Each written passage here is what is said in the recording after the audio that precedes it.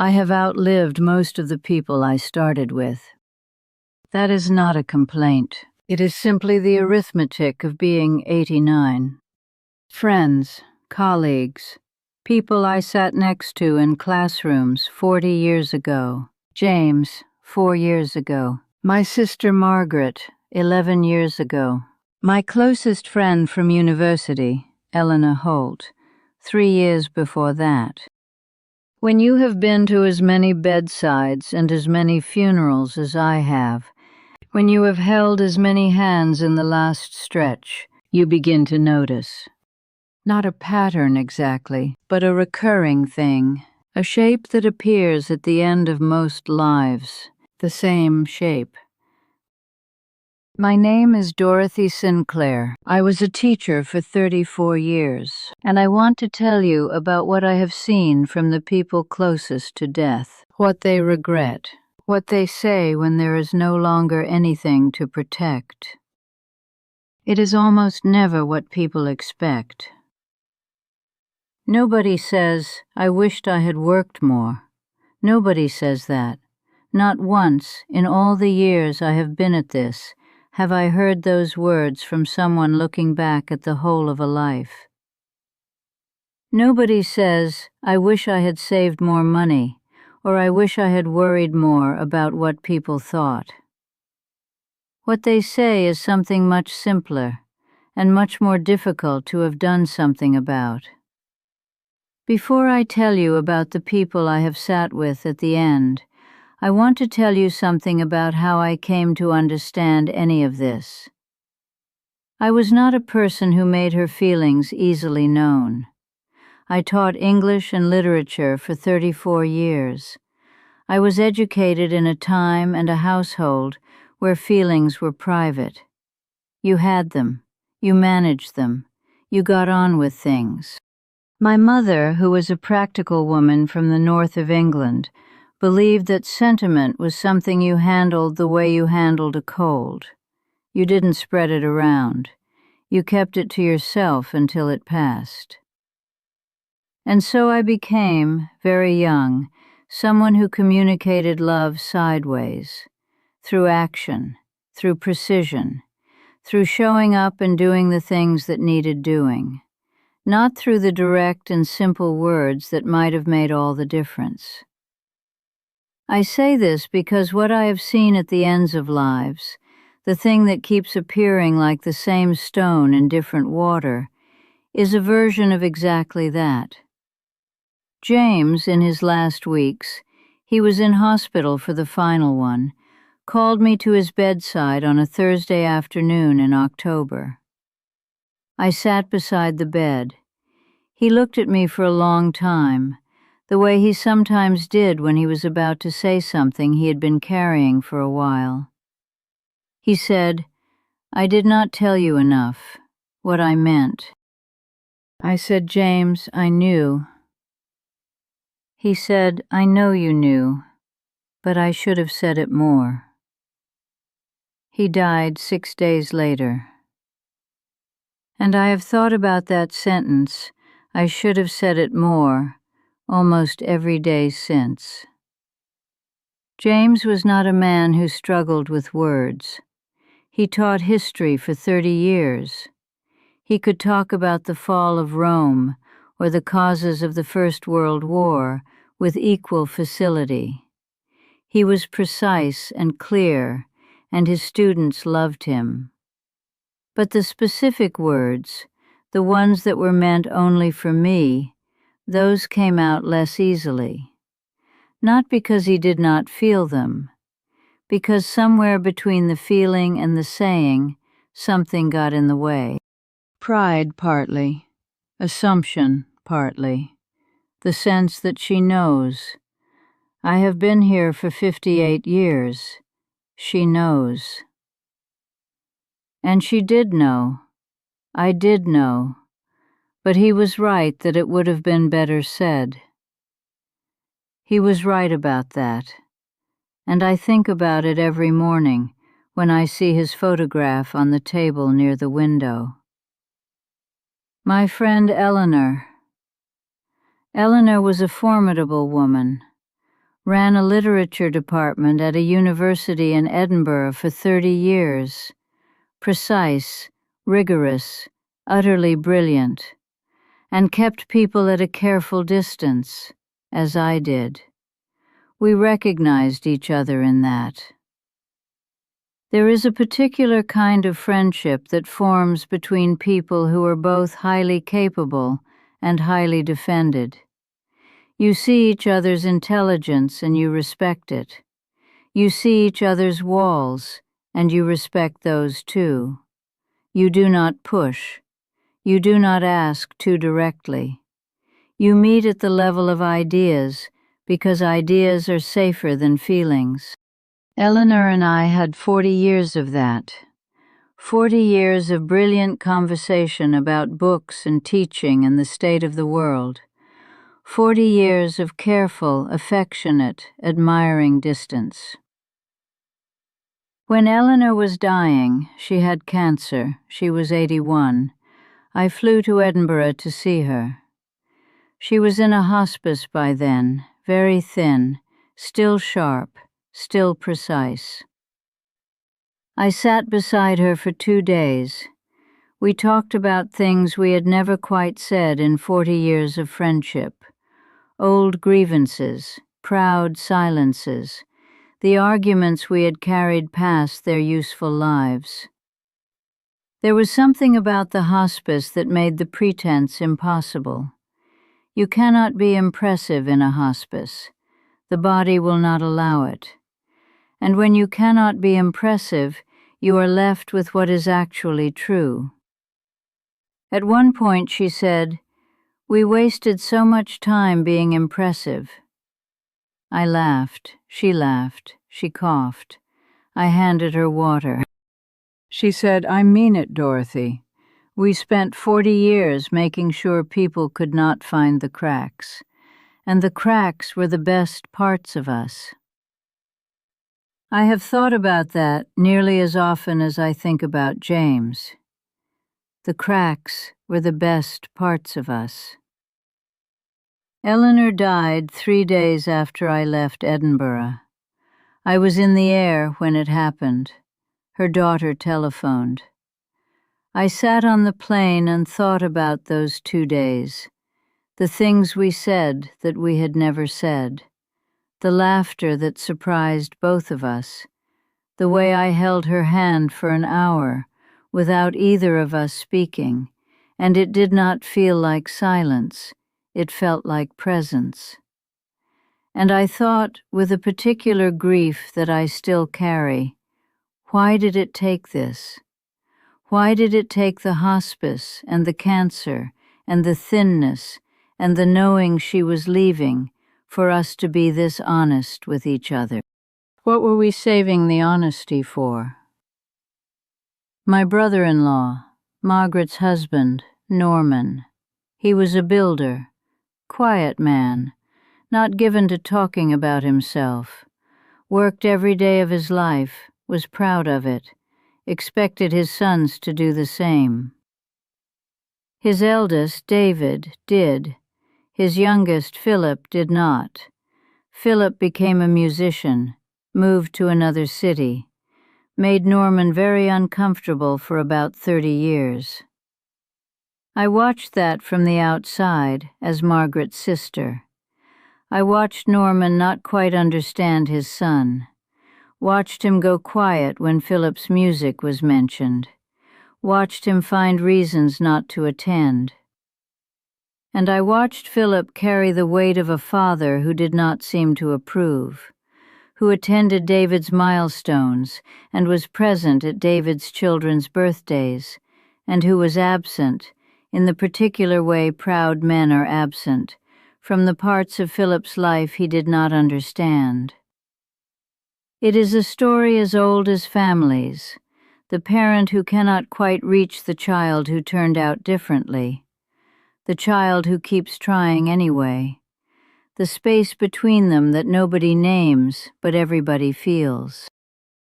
Norman came to Philip's first proper concert, his first professional one, in 2001. Philip was 43, Norman was 78.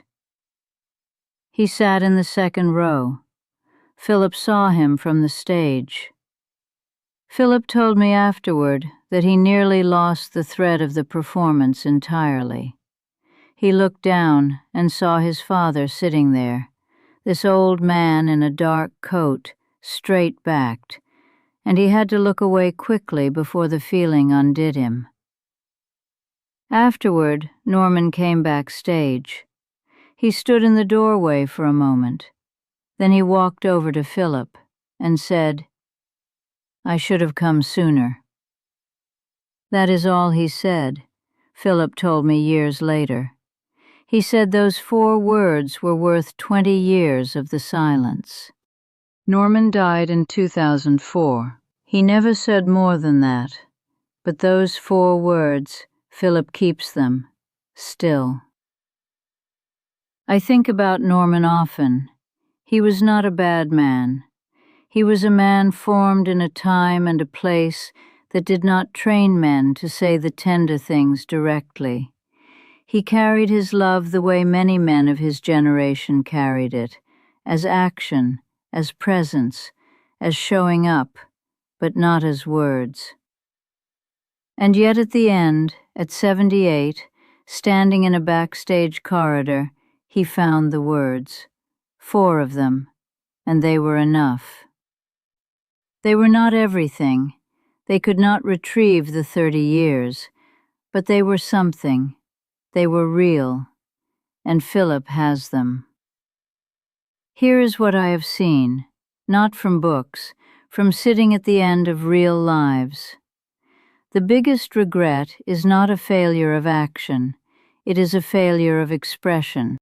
People who regret things left unsaid, love expressed too carefully, pride that outlasted its usefulness, the apology that came too late or not at all.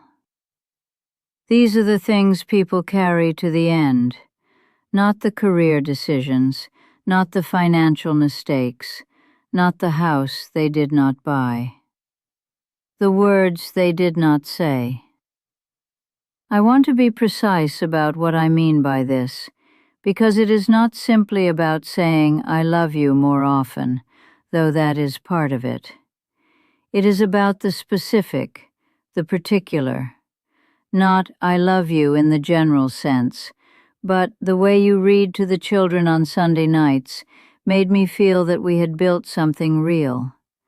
Not you are a good person, but the afternoon you came to the hospital when I was frightened, and you sat with me without making it a thing that mattered more than anything. The specific, particular, real thing, named out loud, in a sentence the other person can hold.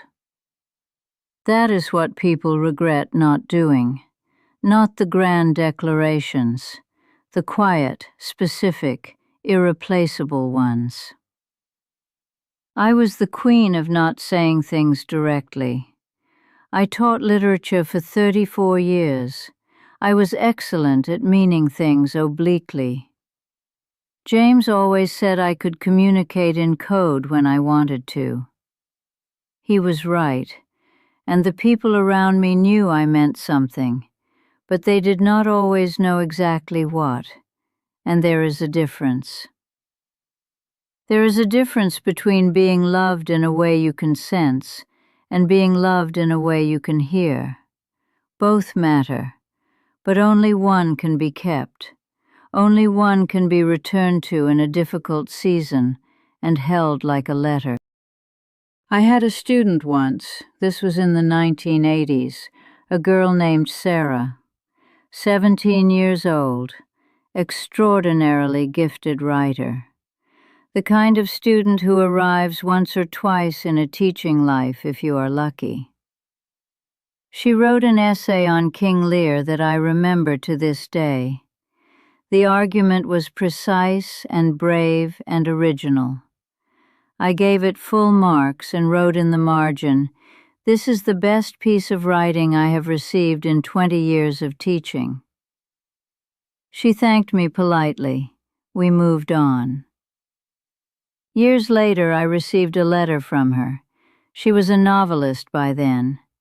She wrote to tell me that the note in the margin of that essay had changed the course of her life, that she had carried it, that on difficult days, in the long years before the first book was published, she had taken it out and read it.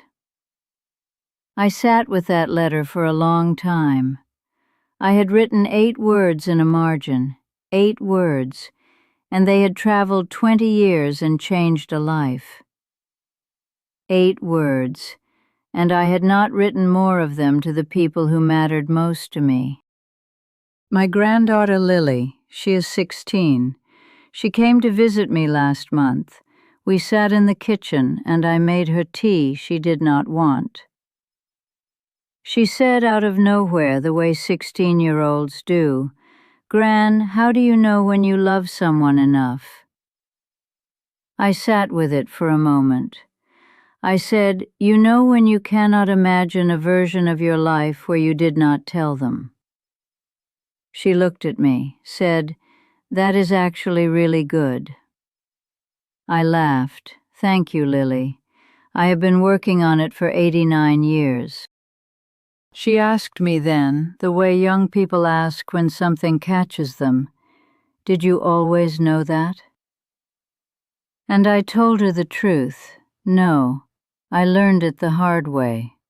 The way most things worth knowing are learned, not from a book, not from someone else's story, from my own mistakes, piled up over decades until the pattern became impossible to miss. She was quiet for a moment, then she said, "Is it too late for most people?" I said, "It is almost never too late, but it can become too late, and the distance between the two is smaller than people think." There is a letter on the table near the window. James wrote it on our 40th anniversary. I have never read it to anyone. I think about that. He wrote the words, he put them in an envelope. He found the courage to make the thing permanent. I should have done the same more often. I should have written the letters, not just thought about writing them, not just intended to, actually written them. To James, to the children, to my sister Margaret, who died without knowing how much I admired the life she built. To Eleanor, who deserved 40 years more honesty than she got from me. To Norman, who I think was braver than he knew when he walked into that backstage corridor. The letters I did not write are one of the things I am carrying now, not with guilt, that is not useful, but with a clear-eyed recognition that I had the words and I kept them, and the keeping was a kind of withholding, even when I meant it as dignity. I still can, some of it, not to James, but to Catherine, to William, to Lily and the other grandchildren, and I intend to. Before the shape I have seen in so many endings becomes my own. This is what I want to leave you with. Not a list of things to do, not a set of instructions, just this one thing. Think about the person in your life who does not know, in exact words, what they mean to you. Not who senses it, not who probably assumes it, who has not heard it. Not "I love you" in the general morning kiss, the specific thing, what you would miss if they were gone, what they have given you that cannot be replaced, what you see in them that perhaps they do not see in themselves, the exact, particular, real thing. That is what to say.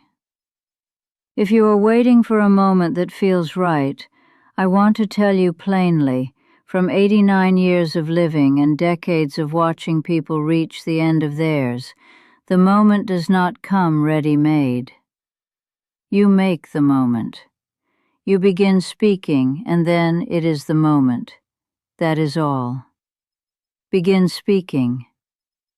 If you are watching this and there is someone in your life who does not know exactly what they mean to you, tell them. Not in code, not obliquely, as directly as you can manage. The right moment is not coming. Use this one. Leave me a comment if something here stayed with you. Tell me about someone you should have said something to, or someone you still can. I read every word. And please share this, not because I am asking for views, but because there are people who need to hear this before it is too late for them to do anything about it.